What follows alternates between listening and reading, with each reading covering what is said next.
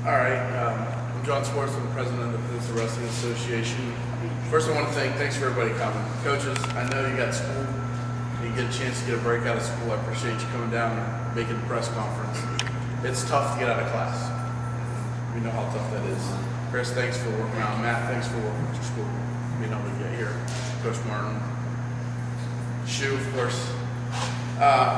Our middle school is back. We went back. This year we have a team from every single area. We've got the Nova team coming down, which I think is probably the favorite team against the strong Central region.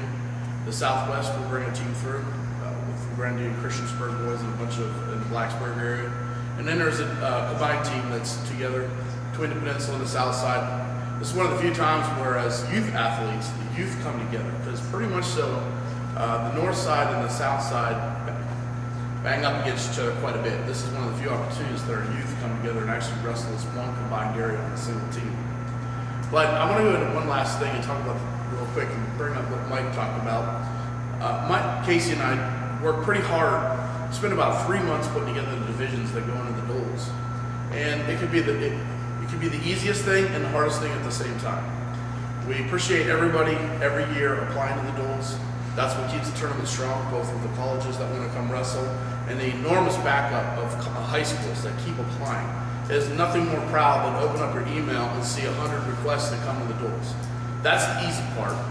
The hard part is the selections, getting the brackets balanced. If any coach will say anything, it's not about just recruiting the best team and bringing them in so that you know who the top 4 are. Seeding meetings should be hard. They should require a lot of research to figure out who those top four are, bring them in, and that every fan who comes to the arena stands in there and knows that every team has a legitimate shot to go somewhere. That's what makes for an exciting tournament, and that's what takes 3 months to do, is to balance those brackets out so they're sufficient, such that each bracket is competitive upon itself, and that when you come here, you don't know who the winner is going to be. That's what makes a fun tournament. And the sad part is, every single person involved with PWA is also involved in wrestling in some way, shape, or form with coaching, whether it be youth, middle school, high school kids, or college. And it is one of the hardest things to do to tell a team that you've worked with for years that they didn't make the duels that year. And that's the hard part of being there. The easy part is getting the teams, which we love. The hard part is looking at those kids that you've worked with for years and say, I'm sorry, you didn't make it this year.